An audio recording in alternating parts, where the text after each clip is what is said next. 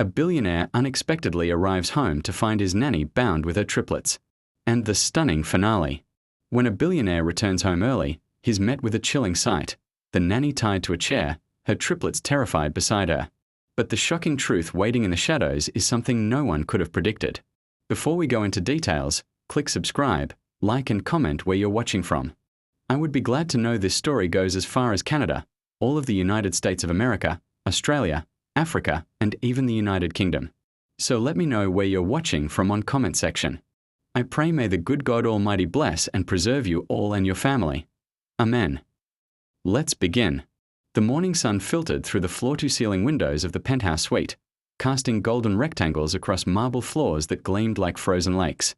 Alexander Thorne stood at the window, his silhouette sharp against the Manhattan skyline, a solitary figure in a kingdom of glass and steel.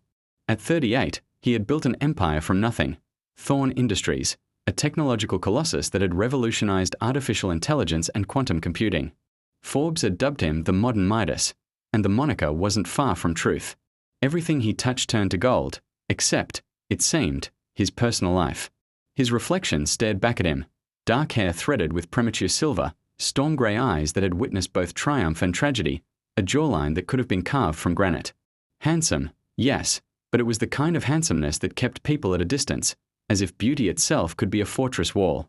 He wore his wealth like armor, a Tom Ford suit that cost more than most people's monthly salary, a Patek Philippe watch that was really an heirloom piece, shoes handcrafted in Florence. Yet beneath the polished exterior was a man haunted by ghosts he couldn't outrun. 3 years. It had been 3 years since Vivian had died, and the wound still felt fresh, a constant ache that no amount of success could numb. She had been his light, his anchor, the only person who saw past the billions to the broken boy from Brooklyn who had clawed his way up from poverty. They had met at a charity gala, cliché, he knew, but she had been different. Where others saw opportunity, she saw him. Really saw him. Their love story had been brief but incandescent. 18 months of pure joy, of believing that perhaps he deserved happiness after all. They had married in a small ceremony in the Hamptons, just family and close friends, and for the first time in his life, Alexander had felt complete. Then came the pregnancy. Vivian had been radiant, glowing with the promise of new life, talking endlessly about nurseries and baby names and all the adventures they would have as a family.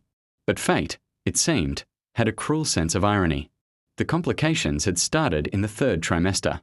Preeclampsia, the doctors had called it, their faces grave behind medical masks. They had done everything they could, but sometimes everything wasn't enough. Vivian had held his hand as they wheeled her into emergency surgery, her green eyes bright with unshed tears and unwavering trust. "Take care of our baby," she had whispered, and those were the last words she ever spoke to him. Alexander's hands clenched at his sides, the memory threatening to drag him under as it always did. The surgeons had saved the child, a beautiful baby girl with her mother's eyes, but couldn't save Vivian. He had been left holding a newborn he didn't know how to care for and a grief so profound it threatened to swallow him whole. In those first dark months, he had seriously considered whether life was worth living without her. Only the tiny, mewling infant had kept him tethered to this world. He had named her Lily, after Vivian's favorite flower. Lily Vivian Thorne. She was 3 now, a whirlwind of energy and laughter who somehow carried her mother's spirit in every gesture, every smile. Looking at her was both his greatest joy and his deepest pain, a living reminder of everything he had gained and lost. "Daddy!" A small voice cut through his reverie, and Alexander turned to see Lily racing toward him, her dark curls bouncing, wearing her favorite princess nightgown, the purple one with stars that she insisted on wearing at least 3 times a week. She collided with his legs in a full-body hug that made him stumble despite his 6'2" frame. "Good morning, little flower," he said, scooping her up, feeling his heart simultaneously break and mend as it did every time he held her. She smelled like lavender and innocence, her small arms wrapping around his neck with absolute trust. This, at least, he had done right. This one perfect thing. Miss Rosie made pancakes. With chocolate chips. Lily announced with the kind of enthusiasm only a 3-year-old could muster for breakfast. "Can you eat with me? Please, please, please." Alexander glanced at his watch. He had a board meeting in 45 minutes, a conference call with Tokyo in an hour, and approximately 17 other things demanding his attention. But looking into his daughter's hopeful face, he found himself nodding. "Of course, sweetheart. I wouldn't miss it. The truth was, he missed it far too often. His work consumed him, partly because it had to. Empires didn't run themselves, but mostly because it was easier than feeling. Easier than confronting the emptiness of his life outside these walls. He had become a ghost in his own home, leaving before Lily woke and returning after she slept, letting the nanny handle the daily routines of raising his daughter. The nanny, Rosemary Chen, though everyone called her Rosie. She had been with them for 6 months now, the latest in a string of caregivers who had each lasted varying lengths of time. Some had been intimidated by his wealth, others put off by his distance, a few had proven unreliable. But Rosie was different. She was patient, warm, endlessly creative in keeping Lily entertained, and professional enough to maintain boundaries without being cold. She was also, Alexander couldn't help but notice, quite beautiful, though he immediately felt guilty for the observation. At 28, Rosie had an understated prettiness that didn't announce itself but crept up on you. Warm brown eyes that sparkled when she laughed, honey-colored skin that suggested mixed heritage, a smile that could light up a room. She wore her long black hair in a practical ponytail most days, favoring comfortable jeans and soft sweaters over anything flashy. She was real in a way that most people in his world weren't, unimpressed by his wealth and status, treating him with polite respect but no particular deference. More importantly, Lily adored her. His daughter, who had cycled through so many caregivers she had started to show signs of attachment issues, had bonded with Rosie almost immediately.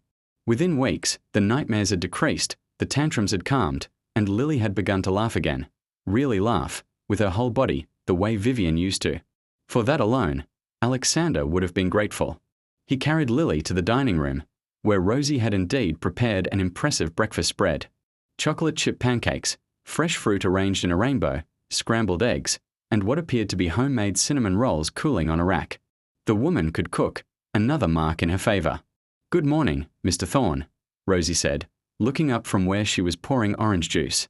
She wore a cream-colored sweater and dark jeans, her hair pulled back, face free of makeup except for a touch of lip gloss. Natural.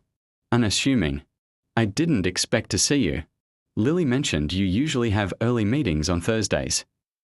"I do," Alexander replied, settling Lily into her booster seat. But apparently, chocolate chip pancakes take precedence. He allowed himself a small smile, the kind he reserved for his daughter and almost no one else. Rose's face lit up with one of those transformative smiles.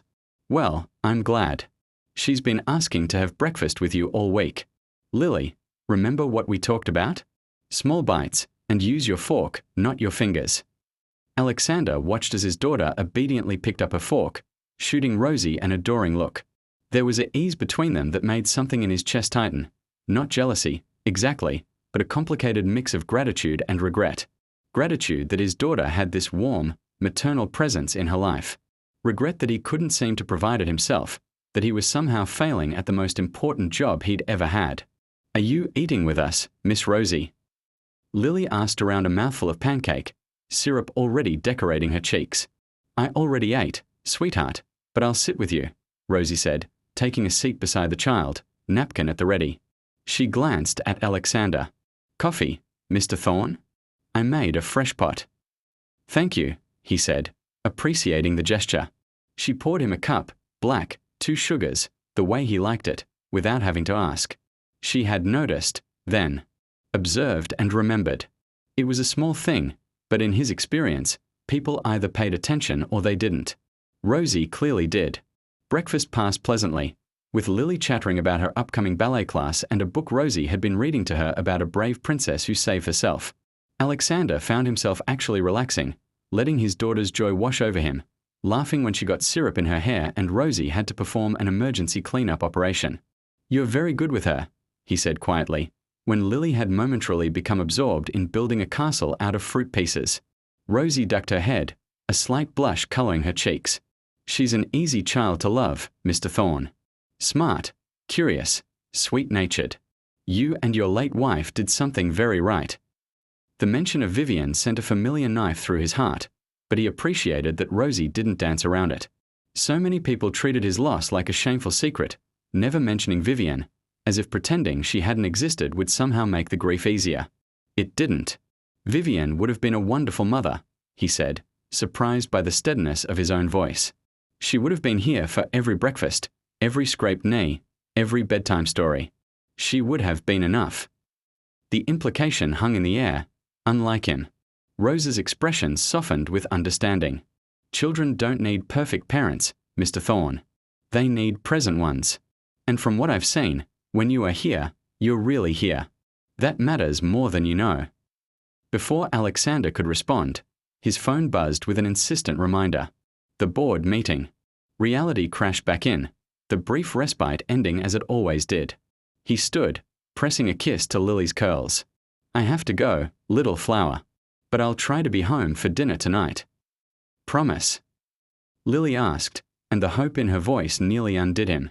I promise to try, he amended, unable to make guarantees he might not keep. He had learned that lesson the hard way. Broken promises hurt worse than honest uncertainty. As he headed for the door, Rosie followed him into the hallway, her voice low. Mr. Thorne, I wanted to mention, I might need to take a half day next Wednesday. I have a doctor's appointment I can't reschedule. I can arrange for a backup sitter if. No need, Alexander interrupted. Take whatever time you need. Your health comes first. He paused, studying her face. She looked slightly tired, he realized, shadows under her eyes that hadn't been there before. Is everything all right? You've seemed a bit off lately. Rose's hand went unconsciously to her stomach in a gesture so quick he almost missed it. Everything's fine. Just routine checkup stuff. Nothing to worry about. Alexander nodded, though something in her tone made him wonder if she was being entirely truthful. But it wasn't his place to pry into her personal life. She was his employee, not his friend, regardless of how comfortable she made him feel. All right. I'll see you tonight, then. Hopefully. We'll be here, Rosie said with a gentle smile that shouldn't have affected him but somehow did. The day that followed was typical of his life. Back-to-back meetings, conference calls that stretched for hours, decisions that affected thousands of employees and billions of dollars. Alexander moved through it with practiced efficiency, the machine of his mind clicking through problems and solutions with algorithmic precision. This was his element, the world where he made sense, where his value was quantifiable and his purpose clear. It wasn't until late afternoon that Marcus Wells, his longtime friend and CFO, dropped into the chair across from his desk with a heavy sigh. Marcus was one of the few people Alexander truly trusted. They had founded Thorne Industries together in a cramped apartment with nothing but ambition and maxed-out credit cards. Now Marcus handled the financial empire while Alexander focused on innovation and strategy. You look exhausted, Marcus observed, his dark eyes concerned. At 42, Marcus was graying at the temples and had laugh lines that came from actually laughing, something Alexander envied. Marcus had a wife he adored, twin teenage sons who drove him crazy in the best way, and a life outside these walls. He was living proof that success and happiness weren't mutually exclusive. Productive day, Alexander countered, which wasn't really an answer. Alex, when was the last time you took a vacation? Real vacation, not a working remotely from somewhere with better weather situation. Alexander couldn't remember. Before Vivian died, certainly. I'll take one eventually. That's what you said last year. And the year before that. Marcus leaned forward, his expression serious. Look, I get it. After Vivian. I know work became your escape. But it's been 3 years, man. At some point, you have to actually live again, not just exist. I'm fine, Alexander said automatically, the lie tasting bitter on his tongue. You're functioning. That's not the same as fine. Marcus ran a hand over his face. Have you even been on a single date since? No. The word came out sharper than intended. And I'm not interested. End of discussion. Marcus held up his hands in surrender. Okay. I just worry about you. Lily needs a father who's present, not a ghost who happens to sign the paychecks. The words stung because they were true. Alexander thought of breakfast that morning, of Lily's joy at such a simple thing as eating pancakes together. How many moments like that had he missed? How many more would he miss? Speaking of Lily, Marcus continued, his tone gentling, how is she doing? And that new nanny, Rose something. Rosie. Rosemary Chen. And they are both well. Lily has really bonded with her, actually. It's the most stable she's been since. He trailed off, unable to finish the sentence. That's good. That's really good. Marcus studied him with those too perceptive eyes. And you? How do you feel about this Rosie? Alexander frowned. What do you mean? She's excellent at her job. Professional, responsible, genuinely seems to care about Lily's well-being. Why? No reason, Marcus said, but there was a knowing glint in his eye that Alexander didn't appreciate. Just wondering if maybe there might be a reason to go home for dinner more often than you have been. She's my employee, Marcus. And I'm not. I can't. Alexander stood abruptly, moving to the window. The city sprawled below, millions of lives intersecting and diverging, love stories beginning and ending. Vivian was it for me. I had my chance at love, and it died with her. End of story. That's not how life works, Alex. You're 38 years old, not 90.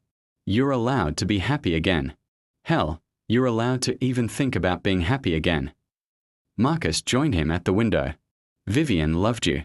She wouldn't want you to spend the rest of your life as a martyr to her memory. Alexander's jaw clenched. You didn't know her like I did. I knew her well enough to know she'd be furious at you right now for wasting your life. Remember what she said at the hospital. Take care of our baby. She meant Lily, but she also meant yourself, Alex. You're no good to your daughter if you're running on empty. The words hit harder than Marcus probably intended. Alexander thought of the promise he'd made to his dying wife, how he'd interpreted it as a mandate to provide materially for their daughter while emotionally withdrawing. Perhaps he'd gotten it wrong. Perhaps taking care of Lily meant showing her that life was worth living, not just enduring. I'll think about it, he said finally, which was more than he'd conceded in 3 years. That's all I ask. Marcus clapped him on the shoulder. Now, I'm heading home to have dinner with my family. You should do the same. That little girl of yours won't stay little forever. After Marcus left, Alexander remained at the window, watching the sun paint the sky in shades of orange and pink. For the first time in years, he allowed himself to really think about his life. Not his work, not his wealth, not his accomplishments, but his actual life. What would Lily remember about her father? Would she remember the man who bought her expensive toys and enrolled her in the best schools? Or would she remember the one who was never there to push her on the swing or read her bedtime stories? Would she remember him at all, or just the absence of him? The thought chilled him to his core. He had survived Vivian's death, but at what cost? Had he saved himself only to lose everything that mattered? His phone buzzed with a text message. It was from Rosie, and it included a photo. Lily in her ballet outfit, arms outstretched, face glowing with joy. The caption read, "She wanted me to send this to you. Says she's being a beautiful swan. She asked if you'll be home for dinner. I told her you'd try. Hope that's okay." Alexander stared at the photo, at his daughter's radiant smile, and felt something crack in the ice around his heart. How many photos like this had Rosie sent over the past 6 months? Dozens. Maybe hundreds. Small windows into his daughter's life that he was too busy to witness firsthand. He typed back quickly, "Tell her I'll be there. Save me a plate." Then, before he could second-guess himself, he began shutting down his computer, gathering his things, ignoring the surprised looks from his assistant when he announced he was leaving early. Traffic was typically nightmarish, but Alexander didn't care. He spent the drive thinking about everything Marcus had said, about the walls he'd built around himself, about whether it was possible to feel anything other than grief and guilt. Vivian had been gone for 3 years. The world had kept turning. Lily had grown from an infant to a little girl with opinions and dreams and a personality all her own. And he had missed so much of it.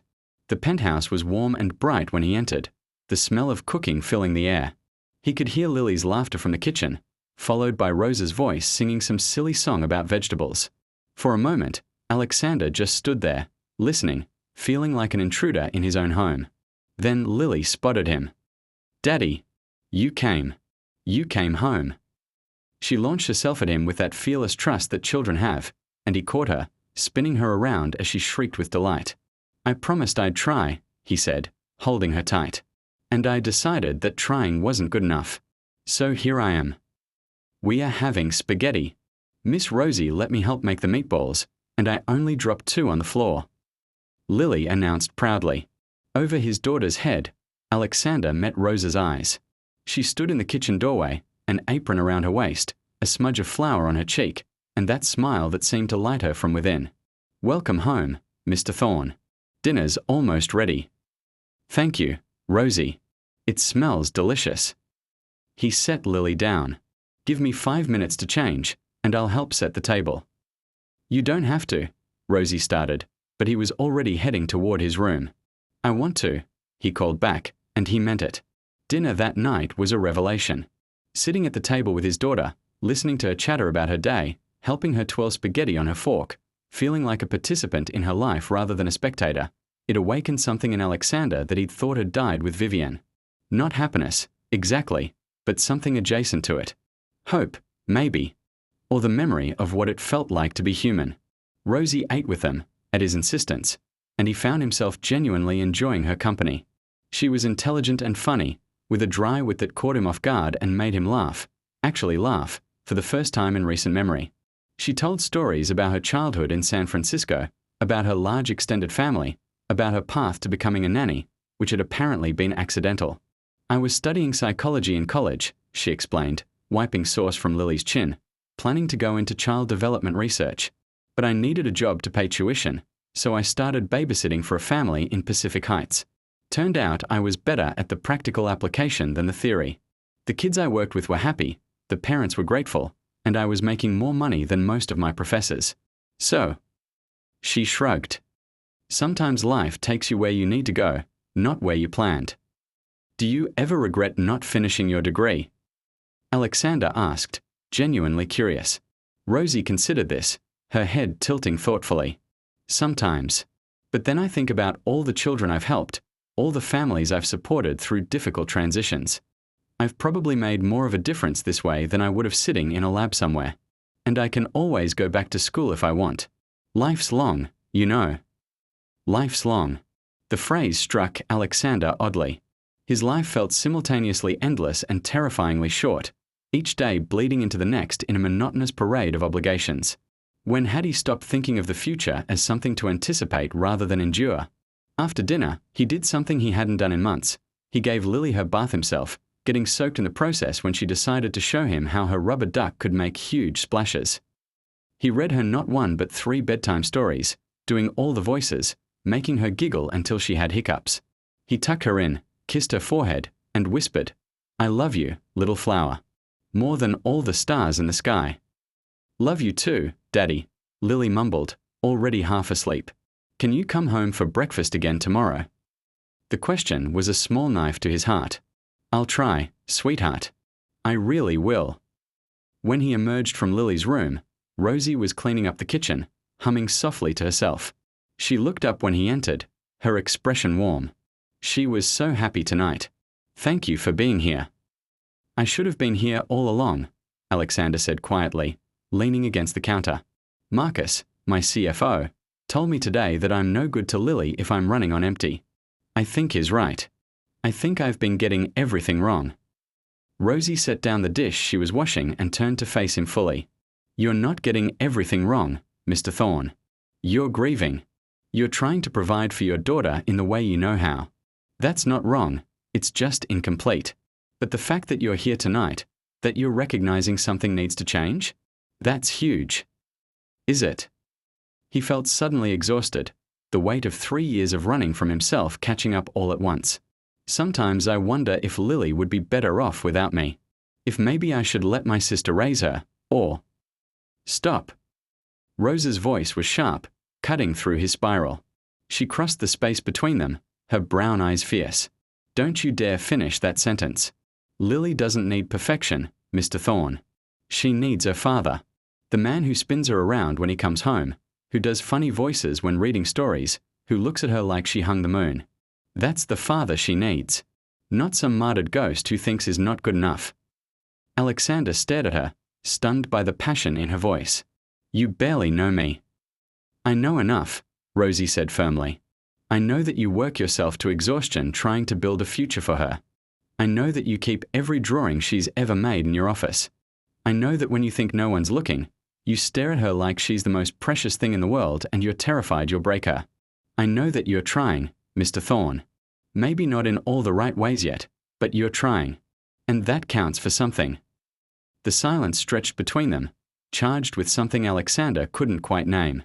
Rosie stood close enough that he could smell her perfume, something light and floral that reminded him of spring. Her hand was on his arm, a gesture of comfort that somehow felt more intimate than it should. He became acutely aware of her, really aware, in a way he hadn't let himself be aware of any woman since Vivienne. She was beautiful. Not in the polished, artificial way of the socialites who constantly threw themselves at him, but in a genuine, unguarded way that made his breath catch. And more than beautiful, she was kind and patient, and she saw him not as a billionaire or a widower or a tragic figure, but just as a person. A flawed, struggling person doing his best. When was the last time anyone had seen him like that? Rosie seemed to realize how close they were standing at the same moment he did. She stepped back quickly, a blush creeping up her neck. "I'm sorry. That was too familiar. I shouldn't have." "No," Alexander interrupted. "You were right. About all of it. Thank you for caring enough to say it." She nodded, looking flustered in a way that was oddly endearing. "Well, I should finish cleaning up. You probably have work to do." "Actually," Alexander heard himself say, "I was thinking maybe I'd take the evening off. Maybe we could watch a movie or something.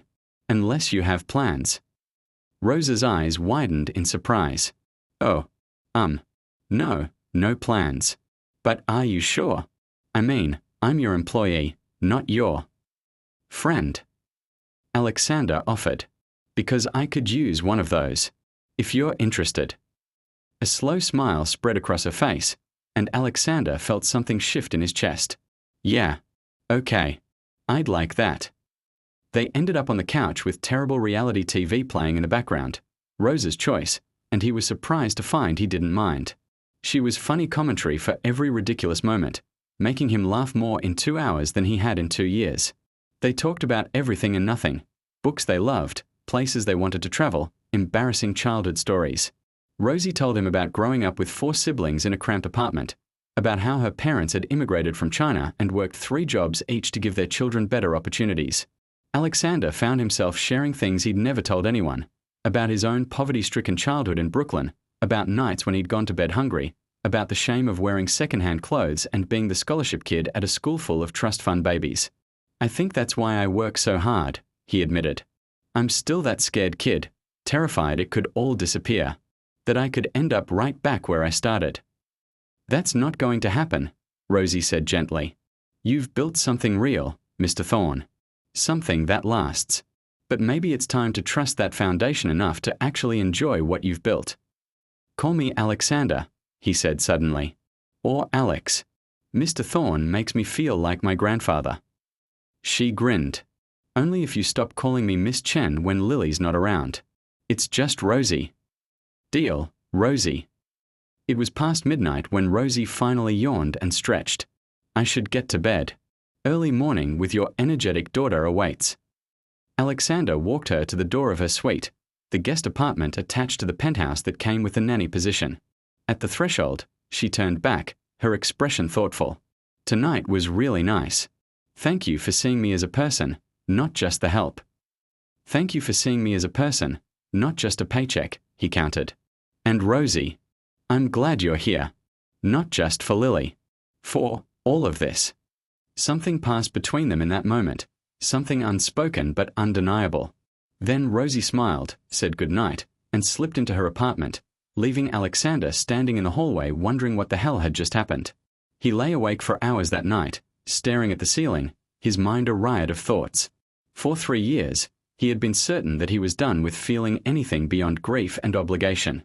He had convinced himself that Vivienne had been his one chance at love, that the door to his heart had closed forever. But tonight, talking to Rosie, laughing with her, seeing the way she lit up when she smiled, he had felt something crack in that frozen space inside him. Not love, he told himself firmly. He wasn't ready for that, might never be ready for that. But warmth, at least. Connection. The possibility that perhaps he wasn't condemned to spend the rest of his life alone in his grief. It was terrifying. It was also, he had to admit, a little bit wonderful. The next morning, Alexander did something unprecedented. He cancelled his morning meetings and had breakfast with Lily again. Her delighted squeals when she saw him at the table made every angry email from his assistant worth it. Rosie served French toast this time, with a dusting of powdered sugar and fresh strawberries, and if she was surprised by his presence, she didn't show it. "Good morning, Alexander," she said, and the sound of his name in her voice did strange things to his equilibrium. "Morning, Rosie.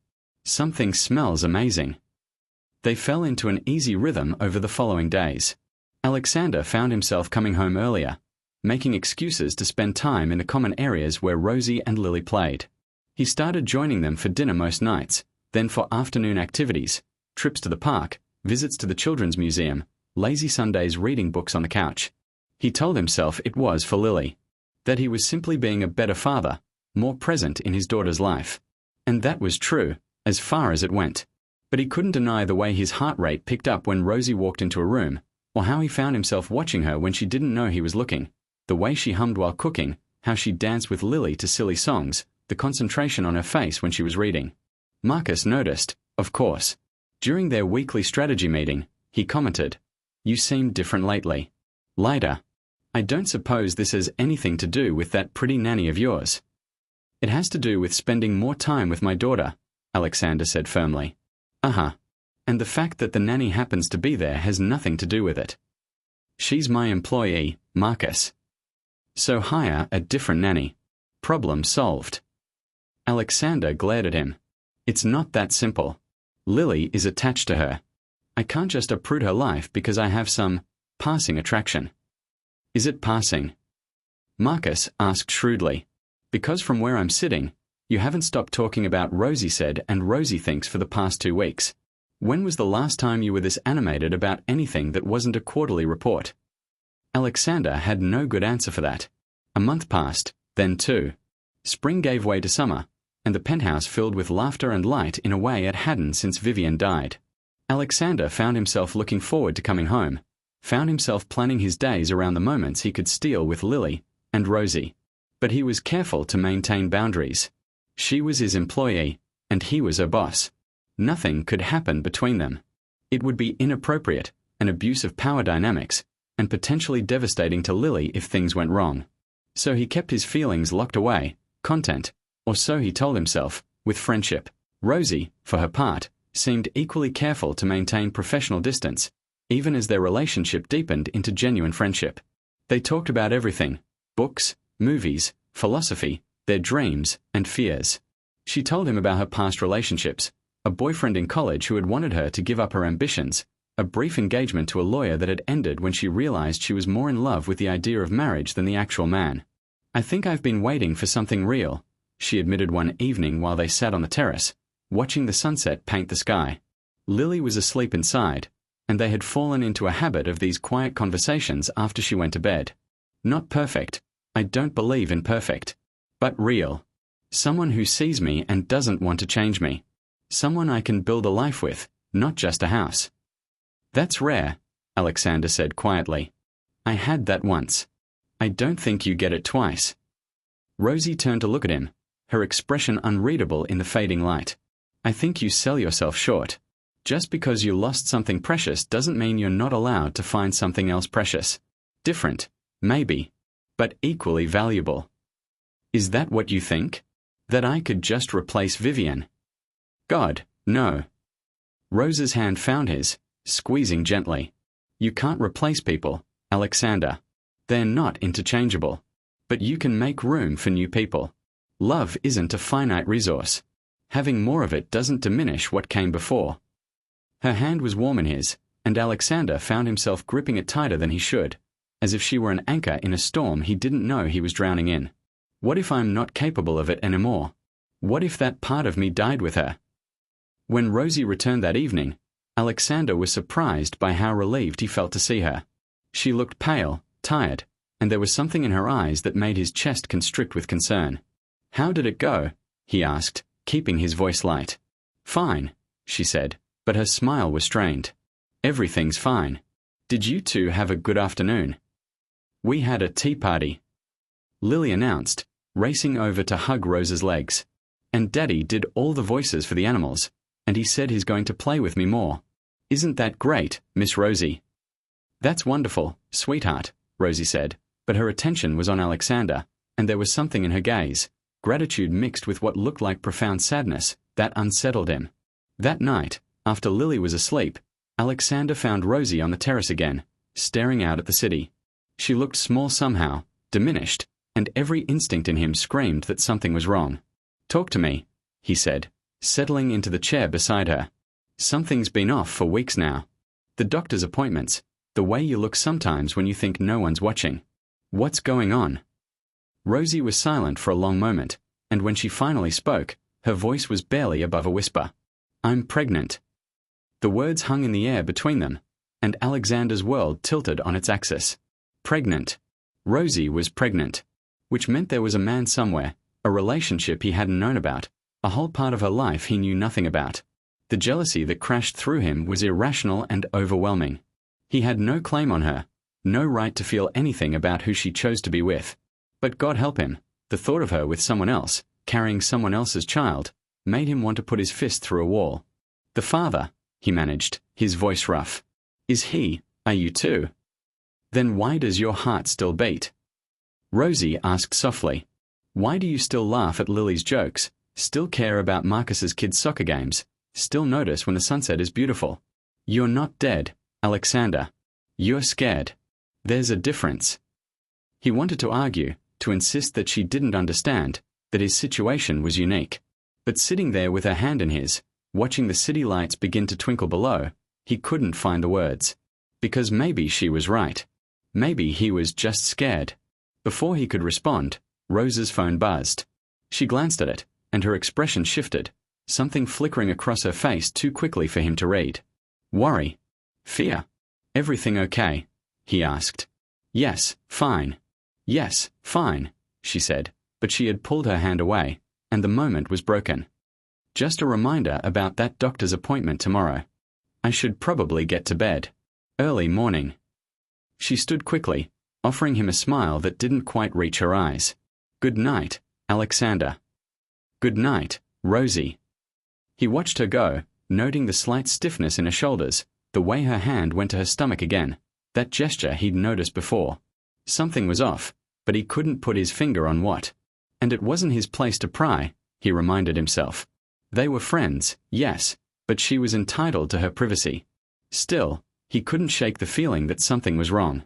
The next day, Rosie left for her appointment around noon, and Alexander found himself alone with Lily for the first time in months.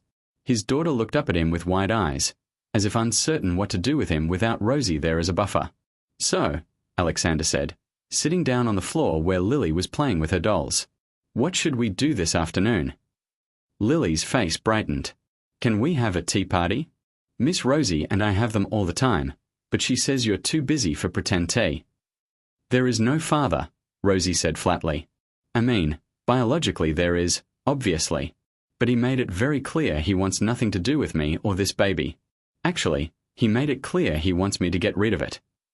Her hand went to her stomach, protective. "Which I'm not going to do. So it's just me." "Rosie." "I know I need to tell you officially," she continued, her words coming faster now, as if she'd been holding them in too long. "I'm about 4 months along. I found out right before I started working for you, actually. The father is my ex-fiancé. We'd been broken up for a few weeks when I discovered I was pregnant. When I told him, he accused me of trying to trap him, offered me money for an abortion, and then blocked my number. So." She laughed, but it was a broken sound. "Here I am. Single, pregnant, and probably about to be unemployed because I can't work as a live-in nanny with a baby of my own." Alexander's mind was racing, trying to process everything she'd just said. She was pregnant and alone, carrying a child whose father had abandoned her. She thought she was going to lose her job, lose her home, lose everything. Not on his watch. "You're not getting fired," he said firmly. "And you're not doing this alone. We'll figure it out." Rose's head snapped toward him, eyes wide. "What? No, Alexander, I can't ask you to." "You're not asking. I'm offering." He reached out, taking her hand. "You've been there for Lily when I couldn't be. You've been there for me, honestly, helping me find my way back to my daughter, to myself. Did you really think I'd just throw you out because your situation changed?" "Most employers would," she said, and there was such defeat in her voice it broke his heart. "I'm not most employers. And whether you believe it or not, you're not just an employee, Rosie. You're..." Important. To Lily. To me. He squeezed her hand. Let me help. Please. We'll work out the details, modify duties as your pregnancy progresses, arrangements after the baby's born. Maybe you'll need an assistant nanny, or we'll adjust schedules. I don't know. But we'll figure it out together. Tears spilled down Rose's cheeks, and she didn't try to stop them. Why are you being so nice to me? You barely know me. I know enough, Alexander said, echoing her words from weeks ago. I know you're kind and strong, and you deserve so much better than some asshole who would abandon you and his child. I know that you make my daughter laugh, and you've brought light back into this house. I know that you're going to be an amazing mother, and that kid is lucky to have you. He paused, then added quietly, and I'd like to think we are friends, Rosie. Friends help each other. She let out a shaky laugh, wiping at her eyes. Friends. Yeah. Okay. Something in the way she said it made Alexander wonder if she felt more than friendship, the way he did. But now wasn't the time to explore that thought. She was pregnant with another man's child, vulnerable and scared. The last thing she needed was her employer confusing the situation with romantic overtures. So he pushed his feelings down, locked them away, and focused on what he could do: be her friend. Provide stability. Make sure she and her baby were taken care of. Have you told anyone else? He asked. Your family. Rosie shook her head. They're in San Francisco. And they're traditional. Catholic. Unmarried pregnancy isn't going to go over well. I'll tell them eventually, but I'm not ready for that conversation yet. Then you don't have to have it until you're ready. In the meantime, you have me. And Marcus, his good people. And Lily, though we should probably wait a bit before telling her. She'll be excited to have a baby around. She will, won't she? Rosie smiled through her tears, a real smile this time. She keeps asking if I can get her a baby brother or sister. I keep having to explain that's not how it works. Well, she's going to be thrilled when she finds out there will be a baby here, even if it's not technically her sibling. Alexander stood, pulling Rosie to her feet. Come on. You need rest, and I need to think about how to rearrange things to make this work. But Rosie, thank you for trusting me with this. Thank you for not firing me, she said, and though she was joking, he could hear the very real fear beneath it. Never going to happen, he promised. You're stuck with us now. The following weeks were a study in complicated emotions. Alexander found himself hyper-aware of Rose's pregnancy, the slight rounding of her belly that was just starting to show, the way she sometimes pressed a hand to her back, the glow that seemed to emanate from her despite her circumstances. He hired a nutritionist to make sure she was eating properly, insisted she sit down more, started researching the best prenatal vitamins and pregnancy resources. Marcus watched all of this with barely concealed amusement. You do realize you're acting like the expectant father, right? Next thing you'll be taking her to Lamar's classes. I'm being supportive, Alexander said defensively. She's alone in this. Someone needs to make sure she's taken care of. Uh-huh. And the fact that you're clearly head over heels for her has nothing to do with it. Alexander opened his mouth to deny it, then closed it again. What was the point? Marcus knew him too well. It doesn't matter how I feel. She's pregnant with another man's child, vulnerable, and my employee. Pursuing anything would be inappropriate on every level. Okay, but have you considered that maybe she feels the same way? That maybe timing isn't perfect, but life rarely is. Have you considered that maybe I'm terrified? Alexander shot back. That maybe the idea of caring about someone again, of risking that kind of loss again, keeps me up at night? Vivian died, Marcus.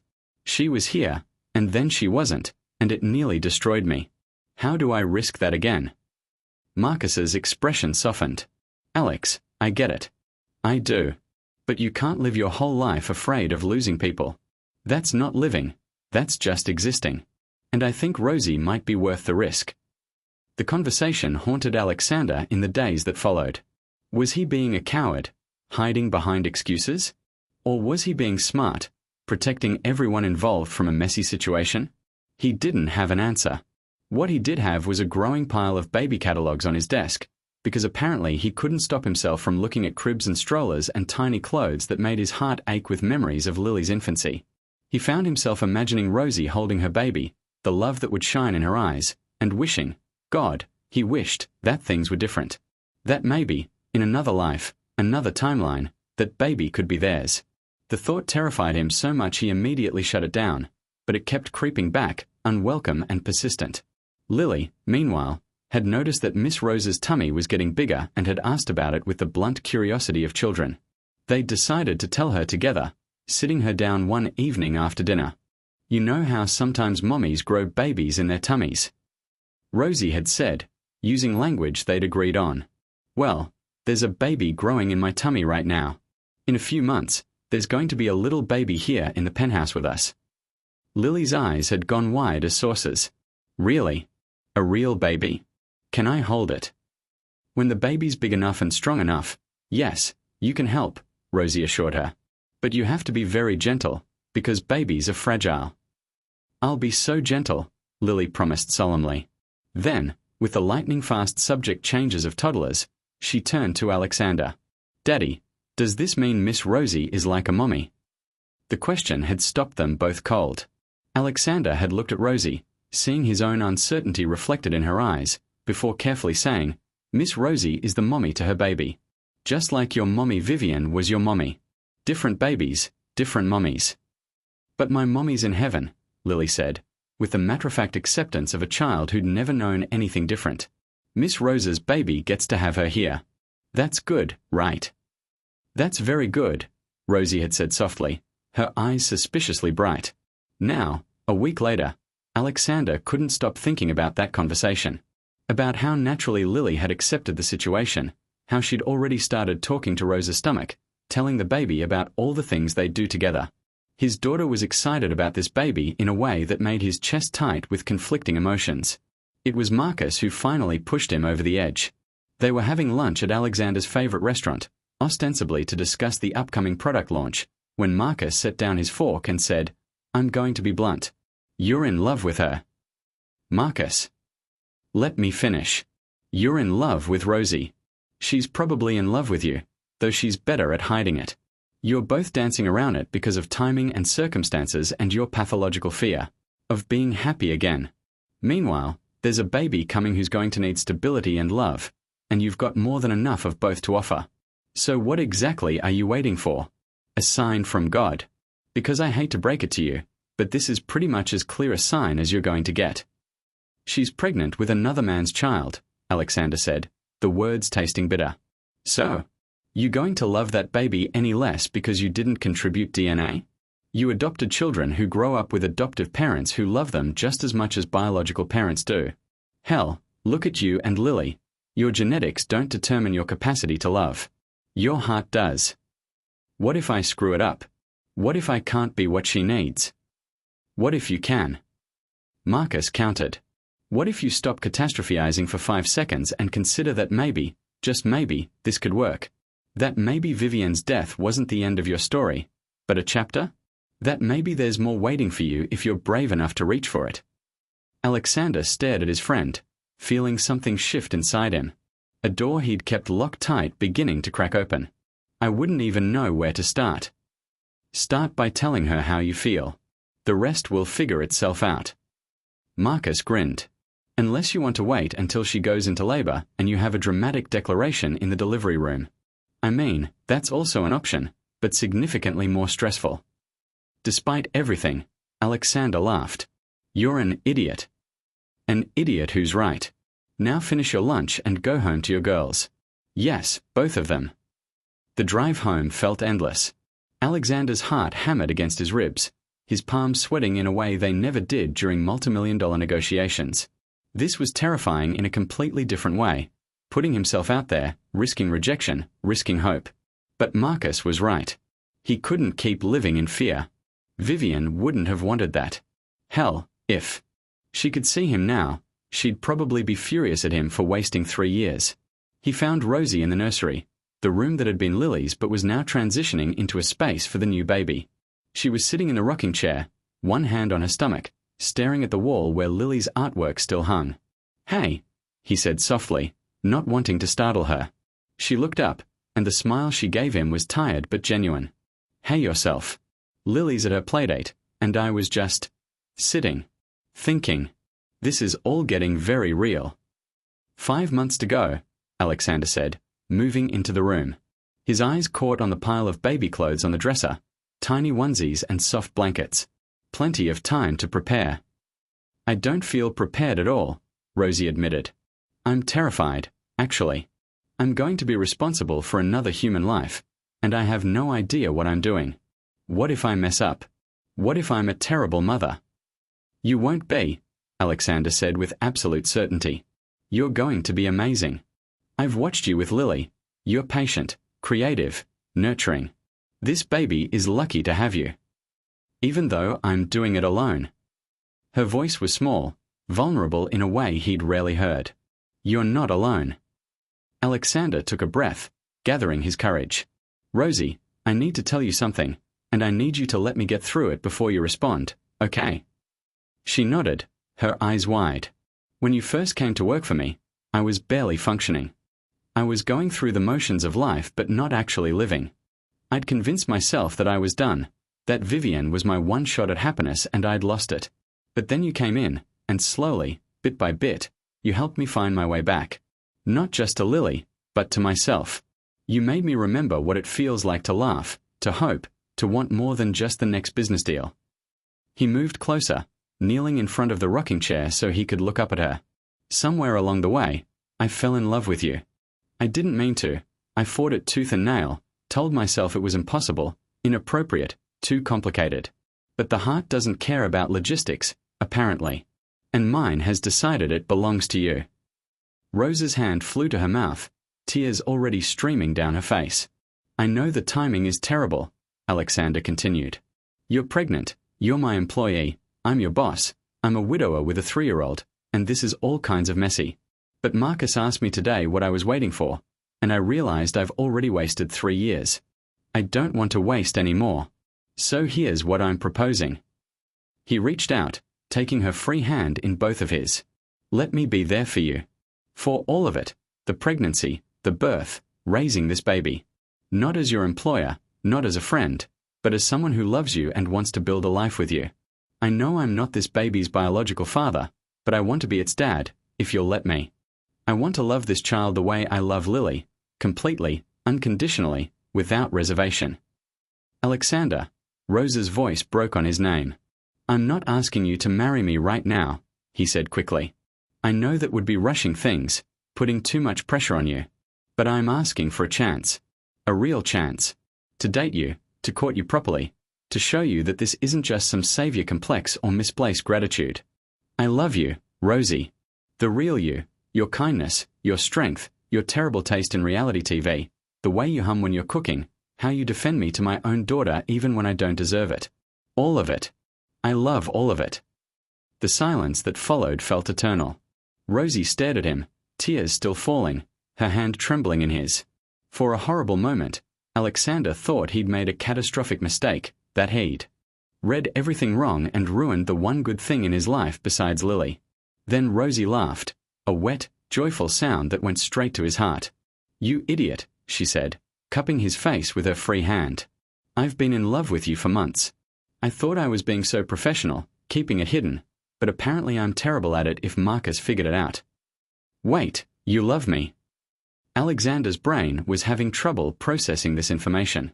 "Of course I love you," Rosie said, laughing and crying at the same time. "How could I not? You're brilliant and kind and so much more than you give yourself credit for. You make me laugh, you make me think, and watching you with Lily makes my heart ache in the best way. I thought I couldn't tell you because of the baby, because I didn't want you to think I was trying to trap you or use you." Alexander surged up, cutting off her words with a kiss. It was desperate and clumsy and perfect, tasting of salt and hope and 3 years of denying himself this kind of connection. Rosie kissed him back just as fiercely, her hands tangling in his hair, and Alexander felt something in his chest crack wide open, not breaking, but blooming, like a flower that had been waiting for spring. When they finally broke apart, both breathing hard, Alexander rested his forehead against hers. "We are really doing this." "Unless you've changed your mind in the last 30 seconds, Rosie said, and he could hear the smile in her voice. "Never." He kissed her again, softer this time. "I love you. Both of you." His hand joined hers on her stomach, feeling the slight swell where their future was literally growing. This baby is going to be so loved, Rosie. By you, by me, by Lily. By Marcus, who's going to be insufferable about being right. We are going to figure it out together. Together, Rosie echoed, and the words sounded like a promise. The next few months were a whirlwind of change, adjustment, and unexpected joy. Alexander officially promoted Rosie from nanny to, well, the title was complicated. They settled on family, which seemed to encompass everything she was becoming to them. He moved her out of the staff apartment and into the master suite with him, though they took things slow physically, mindful of the baby and the massive shifts happening in their lives. They were building something, not rushing to replace what he'd had with Vivian, but creating something new and equally precious. Lily was thrilled with the developments, though her understanding of them was childlike and simple. Miss Rosie was going to stay forever, and there was going to be a baby, and Daddy smiled more now. That was all that mattered to her 3-year-old brain. Alexander threw himself into preparing for the baby with the same intensity he brought to everything else. He researched obsessively, read every pregnancy book he could find, accompanied Rosie to every doctor's appointment. When they found out at the 20-week ultrasound that she was carrying triplets, 3 tiny heartbeats visible on the screen, he'd nearly passed out. Triplets, he'd repeated numbly, staring at the 3 distinct forms on the monitor. You're having 3 babies. We are having 3 babies, Rosie had corrected, squeezing his hand, though she looked just as shocked. Apparently, it runs in my family. My dad's a twin, and his mother was a triplet. I should have mentioned that. The doctor had explained about the increased risks, the near certainty of a C-section, the probability of premature delivery. Alexander had listened with growing alarm, his mind immediately catastrophizing to worst-case scenarios. He'd lost Vivian to childbirth complications. The idea of risking Rosie the same way. Hey. Rosie had pulled him aside after the appointment, reading his fear like it was written across his forehead. I'm not Vivian. This isn't the same situation. I'm healthy, the babies are healthy, and I'm being monitored closely. Nothing is going to happen to me. You can't promise that, he'd said, his voice rough. No, I can't. But you can't live in fear of losing everyone you love, Alexander. That's not fair to me, or to yourself, or to these babies. She'd pressed her hand, and his, to her stomach. We are going to be okay. All of us. You have to believe that. He'd tried. God, he'd tried. But as her pregnancy progressed and her belly swelled with 3 growing lives, his anxiety had grown proportionally. He'd hired the best maternal-fetal medicine specialists in the country, had a full medical team on standby, even had a backup hospital room reserved just in case. Marcus had called him obsessive. Rosie had called him sweet but overwhelming. He called it being prepared. The nursery had to be completely redesigned to accommodate 3 cribs instead of 1. Alexander had spared no expense. The finest furniture, the softest bedding, every safety gadget known to mankind. He'd also insisted on a night nurse for the first few months, despite Rose's protests that they could manage. You're going to be recovering from major surgery and dealing with 3 newborns, he'd said firmly. We are getting help. Non-negotiable. You're very bossy when you're worried, Rosie had teased, but she'd agreed. They'd found out the triplets' genders at 24 weeks, 2 boys and a girl. Lily had been ecstatic at the prospect of having a sister, though she insisted she'd love the boys just as much. Naming them had been a long, complicated process involving hundreds of suggestions and several vetoed options. Alexander had absolutely refused to name any child after a tech company, despite Rose's joking suggestion of Apple, Tesla, and Google. They'd finally settled on Oliver, Ethan, and Sophie, classic names that didn't feel too heavy or pretentious, names that would grow with the children whether they became artists or scientists or anything in between. Alexander had also insisted on marrying Rosie before the babies arrived. Not a huge wedding, neither of them wanted that, but something legal and binding that would ensure she and the triplets were protected. That if anything happened to him, they'd be taken care of. Is this about love or liability?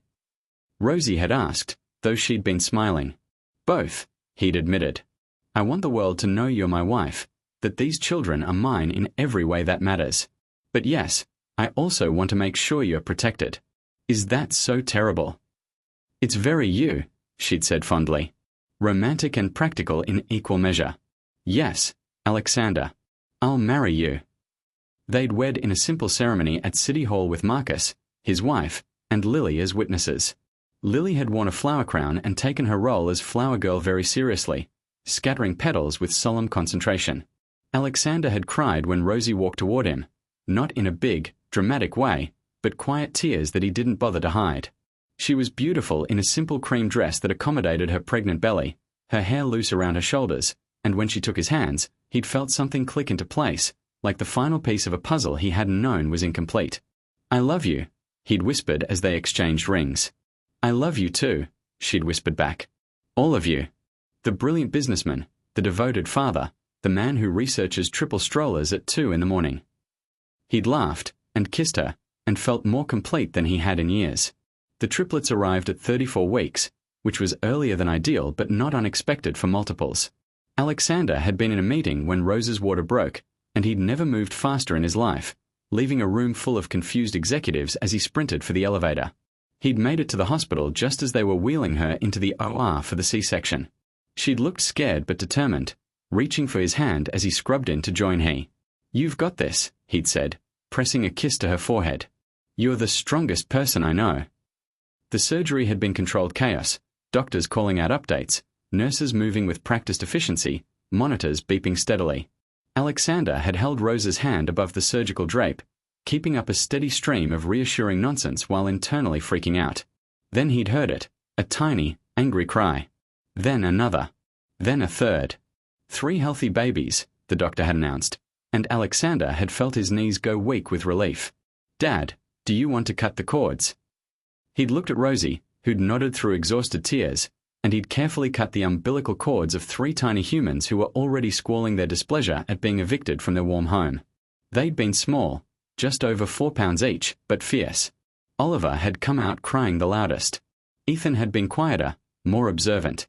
Sophie had gripped the doctor's finger with surprising strength. All 3 had Rose's nose and a full head of dark hair. They were perfect. "Hi, babies," Rosie had whispered when they'd briefly held each one before the NICU team took them for observation. "We've been waiting for you." Alexander had been unable to speak, overwhelmed by the rush of love that crashed through him. These were his children. Not by blood, maybe, but by choice, by promise, by every definition that mattered. He would protect them, provide for them, love them with everything in him. The NICU stay had been brief, just 10 days to make sure their lungs were strong enough and they could regulate their body temperature. Alexander had barely slept, dividing his time between Rose's recovery room and the NICU, where he'd sat by 3 tiny incubators and talked to his children about everything and nothing. Lily had been allowed to visit on day 3, and her face when she saw her baby siblings had been priceless. "They're so small, Daddy. Are they going to break?" "No, sweetheart. They're small but strong. Just like you were when you were born. Can I hold one?" Under careful supervision, they'd let her hold Sophie, and the look of wonder on Lily's face had been something Alexander knew he'd remember forever. His daughter, cradling her baby sister, whispering promises about all the things they'd do together. "I'm going to teach you everything," Lily had said solemnly. "How to tie your shoes and how to read and how to make Daddy laugh. And I'll protect you from monsters. I'm a very good big sister." She was. In the months that followed, as they'd settled into the chaos of life with 4 children, Lily had proven herself invaluable. She'd helped with feeding, had fetched diapers, had sung to the babies when they cried. She'd been patient when Alexander and Rosie were exhausted, understanding when they had less time for her. "It's okay, Daddy," she'd said one particularly rough night when all 3 triplets were screaming and he'd had to cancel their planned movie night. "Babies need you more right now. We can watch movies when they're bigger." Her maturity at just 3 years old had made his heart ache. Now, 6 months after the triplets' birth, life had found a rhythm. Chaotic, exhausting, but undeniably full. Alexander had cut back his hours at Thorne Industries, promoting Marcus to co-CEO and delegating more than he ever had before. His priorities had shifted irrevocably. The company would survive without his constant presence, but his children only got one childhood, and he was determined not to miss it. He'd also discovered he was actually good at the baby stuff. Changing diapers, giving bottles, rocking screaming infants at 3 a.m. It turned out that being a hands-on father came naturally when you actually showed up for it. Rosie joked that he'd become a baby whisperer, able to soothe any of the triplets with his particular combination of firm holding and soft humming. Alexander's bloed ternet toe isje. Barelei remember het getink pasta officers, sowing is it, being escorted to the elevator. His mind kept chanting a desperate prayer, please let them be okay, please let them be okay, please. The elevator doors opened to Charles. His penthouse, his sanctuary, was swarming with the police officers, forensic techs, and plainclothes detectives. The furniture was overturned. There was broken glass. And in the center of it all, sitting on his couch wrapped in a blanket despite the warm day, was Rosie. Sy was alive. Sy was alive, and Alexander's knees neerlei bekleed with a relief. He besit pasta officers, reaching her in 3 long strides, his hands framing her face, checking her for injuries. Are hou hurt. Te babies, weer are te babies. Weer is Lily. Ter okay, Rosie said, but her voete was saking, her ears haunted. Ter in our bedroom with the officerchen. Ter safe. Weer al safe. What happened? Alexander pulled her into his arms, feeling her trembling against him. Rosie, what the hell happened? Mertorne.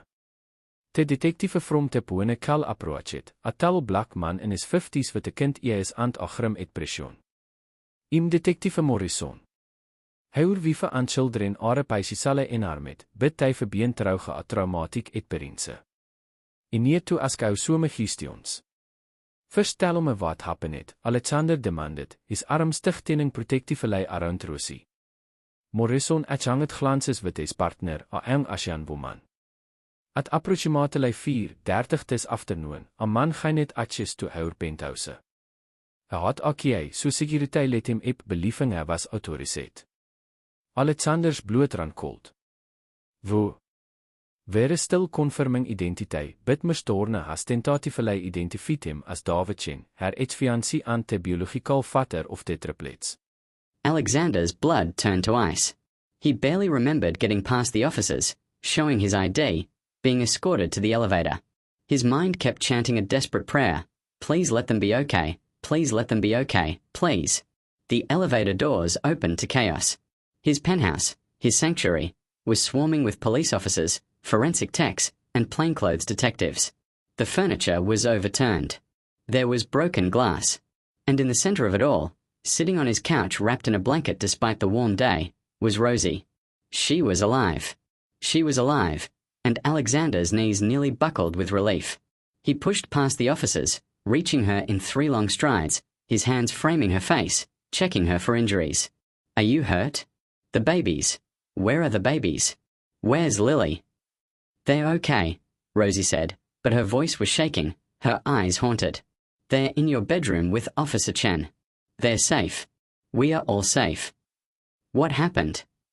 Alexander pulled her into his arms, feeling her trembling against him. Rosie, what the hell happened? Mr. Thorne. The detective from the phone call approached, a tall black man in his 50s with kind eyes and a grim expression. I'm Detective Morrison. Your wife and children are physically unharmed, but they've been through a traumatic experience. I need to ask you some questions. First tell me what happened, Alexander demanded, his arms tightening protectively around Rosie. Morrison exchanged glances with his partner, a young Asian woman.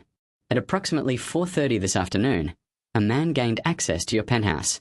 He had a key, so security let him up, believing he was authorized. Alexander's blood ran cold. Who? We are still confirming identity, but Mrs. Thorne has tentatively identified him as David Chen, her ex-fiancé and the biological father of the triplets. The name hit Alexander like a physical blow. The man who had abandoned Rosie, who had wanted her to abort their children, had somehow gotten into their home. How did he get a key? Where is he now? Morrison gestured toward the terrace, where more officers were gathered. Mr. Chen is in custody. But Mr. Thorne, this situation is complicated. Perhaps your wife should explain what happened.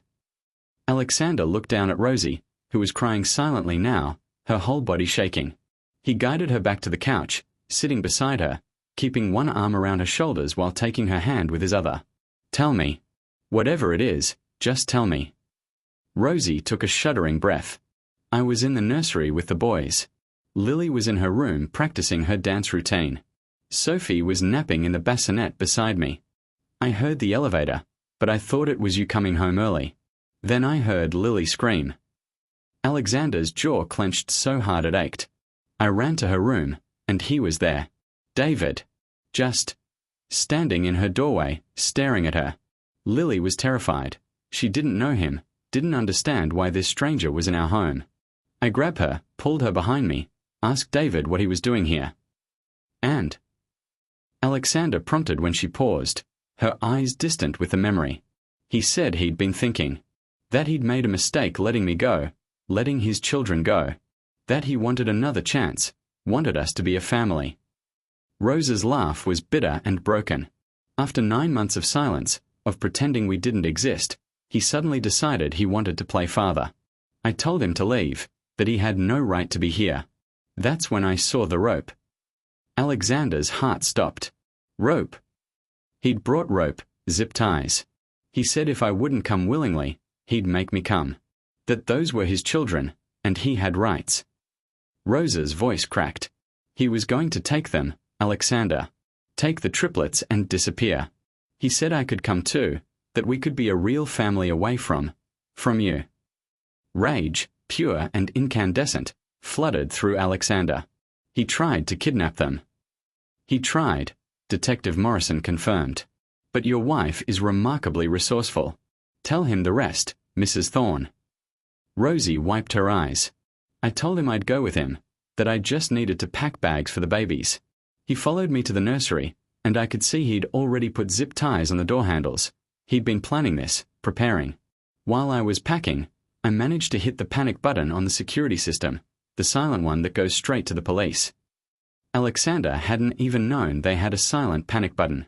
He'd had so many security features installed when the triplets were born, he'd lost track of them all. Thank God for his paranoia. He was getting impatient, Rosie continued. Started saying we needed to hurry before you came home. He was agitated, pacing, and I was terrified he'd hurt the babies if I didn't move fast enough. So I told him I needed to get Sophie from the other room. He let me go, but he followed. That's when I got to Lily. She was hiding under her bed where I'd told her to go.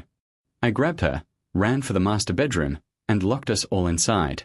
There's no zip tie on that door because it's reinforced. You had it specially installed, remember? Alexander did. After Vivian's death, he'd had panic rooms installed in several parts of the penthouse, places that could be secured in case of emergency. He'd thought he was being paranoid. Now he was grateful for every paranoid instinct he'd ever had. David was pounding on the door, screaming. I had Lily, Sophie, and thank God I'd already moved the boys to the master bedroom earlier when Oliver spit up. All 4 kids, all safe, but he was out there and I didn't know how long that door would hold. Rose's voice broke completely. I've never been so scared in my life. Alexander pulled her closer, pressing his face into her hair, breathing in the scent of her, reassuring himself that she was really here, really safe.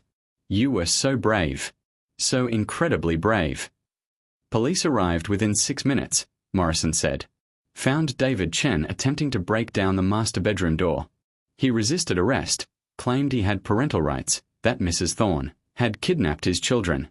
Once we got the full story and saw the zip ties, the rope, the clear evidence of breaking and entering and attempted kidnapping, we took him into custody. I want him charged with everything possible, Alexander said, his voice deadly calm. Every single charge you can make stick. Attempted kidnapping, breaking and entering, threatening my family, everything. We are building a comprehensive case, Morrison assured him. But Mr. Thorne, I need to ask, did you have any indication this man was a threat? Had he contacted Mrs. Thorne recently? Made any threats? Rosie shook her head. Nothing. He blocked my number after I told him about the pregnancy. I haven't heard from him in over a year. I don't know how he found us, how he got past building security, how he got a key. We are investigating all of that, Morrison's partner interjected. Preliminary check shows someone matching Chen's description befriended one of your doormen, claimed to be Mrs. Thorne's brother, said he wanted to surprise her.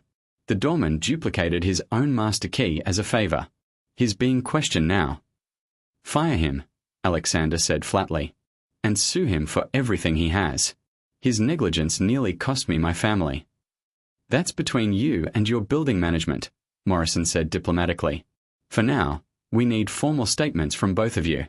Mrs. Thorne gave us a preliminary account, but we'll need more detail.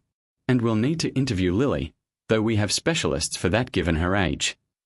The thought of his 4-year-old daughter having to relive this nightmare made Alexander want to put his fist through a wall. But he nodded. Whatever you need. I want this bastard locked up for the rest of his life. It took hours to give statements, to answer questions, to watch forensic techs photograph every detail of the crime scene that used to be their home. Alexander held Rosie through all of it, only leaving her side to check on the children. He found them in the master bedroom with Officer Chen, who was reading to Lily while the triplets dozed in their portable cribs. Lily's face lit up when she saw him, but there was a fragility in her eyes that hadn't been there this morning. "Daddy!" She ran to him, and he scooped her up, holding her tight. "I'm so sorry I wasn't here," he whispered into her hair. "I'm so sorry, little flower." "It's okay," Lily said, but her voice was small. "Miss Rosie, Mama, she protected us. She was really brave. Are the police going to catch the bad man?" "They already did, sweetheart. He can't hurt you anymore. Promise." Alexander met Officer Chen's eyes over his daughter's head. The officer nodded almost imperceptibly. "I promise, Lily. You're safe now. We are all safe." But even as he said it, Alexander knew nothing would ever feel quite safe again. The illusion of security had been shattered. Someone had gotten into their home, threatened his wife and children, come within minutes of destroying everything he held dear. How could he ever trust that it wouldn't happen again? It was after midnight when the police finally left, taking boxes of evidence with them. Detective Morrison had promised to stay in touch, to keep them informed of the case's progress. David Chen was being held without bail given the flight risk and the severity of the charges. "So do you, even if you won't admit it." Rosie took his hand. "We are both traumatized, and that's okay. It's normal after something like this. But you can't let it consume you. You can't let him win by making you live in fear." "How do I stop?" The question came out raw, honest. "Therapy, maybe. Time, definitely. And trusting that we are as safe as we can reasonably be. You've done everything possible to protect us, Alexander. Now you have to let that be enough." He wanted to argue, to say that nothing was enough, that he'd never feel safe again. But looking at Rose's face, seeing the concern and love there, he realized he was hurting her with his paranoia. His children needed a father who was present, not one consumed by what ifs and worst-case scenarios. "Okay," he said finally. "I'll try.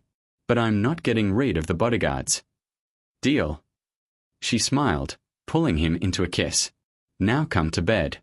The triplets will be up for their 5 a.m. feeding, and we both need sleep." David Chen's trial came 6 months later. The evidence was overwhelming. Security footage, the zip ties, Rose's testimony, even the doorman who'd provided the key. Chen's lawyer had tried to argue temporary insanity, claimed his client had been overcome with regret about abandoning his children and made poor choices. The jury hadn't bought it. Chen was convicted on all counts: attempted kidnapping, burglary, criminal threatening, assault, for grabbing Lily's arm in the initial confrontation, leaving bruises. The judge had sentenced him to 15 years without possibility of parole. "It's over," Rosie had said when they left the courthouse, and Alexander had felt something in his chest finally ease. Not completely. The scars from that day would probably never fully heal, but enough. Enough to start moving forward instead of constantly looking over his shoulder. Life slowly returned to normal, or at least a new version of normal. The triplets celebrated their first birthday with a chaotic party full of cake-smashed faces and delighted giggles. Lily started kindergarten and came home each day with stories and drawings. Alexander returned to the office more regularly, though he'd never go back to his old 80-hour weeks. He'd learned that lesson too well. He and Rosie went to therapy, both individually and as a couple. They talked through the trauma, the fear, the way trust had to be rebuilt brick by careful brick. It was hard work, but their relationship emerged stronger for it. On the 1-year anniversary of the attack, Alexander took his family back to Vivian's grave. It had become their tradition, these monthly visits, and Lily insisted on it. "Hi, Mommy Vivian," Lily said, arranging flowers carefully. "I'm 5 now, and I can read almost all by myself. The triplets are walking. Well, Sophie walks. Oliver and Ethan mostly crawl really fast. They're very loud. She giggled. Mama Rosie says we're a handful, and Daddy says we're his favorite handful in the world. Alexander listened to his daughter, marveling at how naturally she'd started calling Rosie Mama. They hadn't pushed it, had let Lily come to it on her own terms. But around 4 months after the attack, when Rosie had comforted her through a nightmare, Lily had sleepily called her Mama, and the name had stuck. Rosie had cried happy tears. Alexander had too. Now, standing at his late wife's grave with his current wife and their children, Alexander felt something he hadn't felt in years: peace. Not the absence of pain. He'd always miss Vivian, always carry her in his heart. But peace with the life he'd built, the family he'd found, the love he'd allowed himself to accept. I think she'd be happy, Rosie said softly, standing beside him while the triplets dozed in their massive triple stroller. Seeing how full our life is. How loved her daughter is. I think you're right. Alexander wrapped an arm around her waist, pulling her close. Thank you. For what? For being brave that day. For being brave every day. For giving me a second chance at this, at family, at love, at being more than just a guy who builds companies. For seeing past the grief to who I could be. You saw past my circumstances to who I was, Rosie countered. I think we saved each other, honestly. Maybe they had. Alexander thought about the man he'd been before Rosie, hollow, going through the motions, slowly drowning in his own isolation. He thought about the woman she'd been, alone, pregnant, afraid of an uncertain future. Separately, they'd been broken pieces. Together, they'd become something whole. 5 years later, the sound of chaos was music to Alexander's ears these days. From his home office, he could hear the triplets, now 6 years old, arguing about whose turn it was to play with the new video game. He could hear Lily, at 10, trying to mediate with the patience of someone far beyond her years. And underneath it all, the sound of Rosie singing in the kitchen, preparing dinner. This was life. Messy, loud, imperfect, and absolutely beautiful. Daddy. Sophie burst into his office, her dark hair flying behind her, Oliver and Ethan hot on her heels. Tell them it's my turn. I've been waiting forever. Forever meaning 10 minutes, Oliver counted. So like Alexander in his logical approach to arguments, brothers are supposed to share, Ethan added, the peacemaker of the triplets. Alexander looked at his 3 youngest children, so big now, so full of personality and opinions, and felt his heart swell. They'd never know they weren't biologically his. Or rather, they knew because he and Rosie had told them age-appropriate versions of their story, but it didn't matter. He was their dad in every way that counted. Rock, paper, scissors, best of 3, he decreed. Winner gets first turn, then you rotate. And if I hear fighting again, the game gets put away until tomorrow. Got it? 3 heads nodded, and they raced off to settle things. Alexander shook his head, smiling, and returned to his email. He was reviewing the proposal for Thorn Industries' new charitable foundation, focused on supporting single parents and children's literacy programs. Rosie had been the one to suggest it, and Alexander had fallen in love with the idea immediately. Using their wealth to help families like hers had been, like the one he'd come from. They'd come so far, both of them. The penthouse had been sold 2 years ago, too many bad memories, and they'd needed more space anyway. Now they lived in a brownstone in Brooklyn, close to where Alexander had grown up. He'd wanted his children to understand their roots, to see that success didn't mean forgetting where you came from. Marcus and his family lived 3 blocks away. The kids all played together on weekends. It was normal, domestic, everything Alexander had thought he'd lost forever when Vivian died. Dinner in 10. Rosie called, and Alexander shut down his computer. Work could wait. It always could. He found his wife in the kitchen, her hair pulled back, an apron protecting her clothes, looking absolutely perfect. She'd gone back to school 2 years ago, finishing her psychology degree online while the kids were at school. She was talking about maybe doing consulting work with families, helping parents navigate the challenges of raising children in the modern world. Alexander had zero doubt she'd be brilliant at it. Need help? He asked, sliding his arms around her waist from behind. You can get the kids to wash hands, she said, leaning back into him.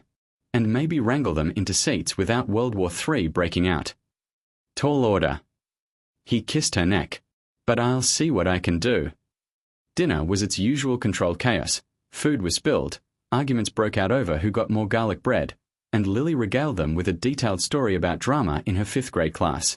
Alexander listened to it all, contributing when needed, mostly just soaking in the beautiful normalcy of it. This was what he'd almost missed. This was what he'd almost thrown away by hiding in his grief. Thank God he'd been given a second chance. Thank God for Rosie, for her bravery, for her willingness to see past his walls. After dinner, after baths and bedtime stories and the 50 million requests for water that always preceded actual sleep, Alexander and Rosie collapsed onto their couch with glasses of wine. For kids, Rosie said, shaking her head. What were we thinking? We were thinking we are excellent at multitasking. Alexander offered. We were thinking we are crazy. But she was smiling. I wouldn't change it, though. Any of it. Not even the attack. The words came out before Alexander could stop them. They rarely talked about that day anymore, had both worked hard to process it and move forward. Rosie was quiet for a moment. I wish it hadn't happened. I wish Lily didn't have those memories, wish we'd never had to feel that fear. But it taught us something important, that we are stronger than we think, that we can survive the worst and come out the other side, that the love we've built can weather storms. She turned to face him, her brown eyes serious. I'm not glad it happened, but I'm glad it didn't break us. We could have let it destroy our family, could have let fear win. Instead, we fought. Together. And we won. We did, didn't we? Alexander pulled her close, breathing in the scent of her, feeling her heartbeat against his. I love you. More than I thought I could love anyone after Vivian. You taught me that the heart doesn't have a capacity limit. It just expands to hold whatever you give it room for. I love you too, Rosie whispered. Thank you for taking a chance on the pregnant nanny. Thank you for taking a chance on the emotionally unavailable billionaire. They laughed, the kind of laugh that comes from knowing someone completely, from having weathered storms together and come out stronger. Then Rose's expression turned thoughtful. You know what tomorrow is. Alexander mentally ran through his calendar. Friday. It's 7 years since Vivian died. Rose's hand found his. I know you still visit her grave on the anniversary. I was thinking maybe this year we could all go together. The whole family. Plant a tree in her memory or something. Make it less about mourning and more about celebrating what she gave us, Lily, and indirectly, each other. Alexander felt his throat tighten. 7 years. It felt like yesterday and a lifetime ago simultaneously. She would have liked that. She'd have liked you, I think. You're both strong women who don't take any of my shit. Damn right, Rosie agreed. So we'll go tomorrow? All 6 of us. All 6 of us, Alexander confirmed. Our whole, crazy, beautiful family. That night, lying in bed with Rosie curled against him, Alexander thought about the journey that had brought him here. From the depths of grief to the heights of unexpected joy. From a man who'd convinced himself he was done living to one who couldn't wait to see what tomorrow held. He thought about that day 7 years ago when he'd come home to find Rosie bound. Not literally, thank God, but trapped by fear, protecting their children with everything she had. How that moment of terror had somehow crystallized everything that mattered. How facing the possibility of loss had made him realize how much he had to lose. Life was fragile. Love was precious. Family was everything. And he, Alexander Thorne, had been blessed with a second chance at all 3. The next morning, they packed up the car, which took forever with 4 kids, even with years of practice, and drove to the cemetery. Lily had made a card for Mommy Vivian with the triplets' help, covered in glitter and crayon drawings. They'd bought a cherry blossom tree, Vivian's favorite. Standing at her grave, his whole family around him, Alexander read the inscription he'd chosen all those years ago, beloved wife and mother. Her light lives on. It does, he said softly, watching Lily show the triplets the flowers growing around the headstone. Your light lives on in Lily, in the love you taught me to accept, in the family we've built. I hope you can see us, wherever you are. I hope you're proud. The wind rustled through the trees, warm and gentle, and Alexander chose to believe it was her answer. Sophie tugged on his hand. Daddy, can we plant the tree now? Yes, sweetheart. We can plant the tree. Together, all 6 of them, they planted the cherry blossom tree. Lily explained to the triplets that this was their other mommy, the one in heaven who loved them even though she'd never met them. The triplets, with the adaptability of children, accepted this with solemn nods and helped pat dirt around the sapling's roots. Rosie stood beside Alexander, their hands linked, watching their children work together. "Beautiful family," she murmured. This was home. This was family. This was love. And it was more than enough. See you in next amazing story. Thank you so much for taking your precious time listening. I love you all. Please don't forget to like, comments, and subscribe.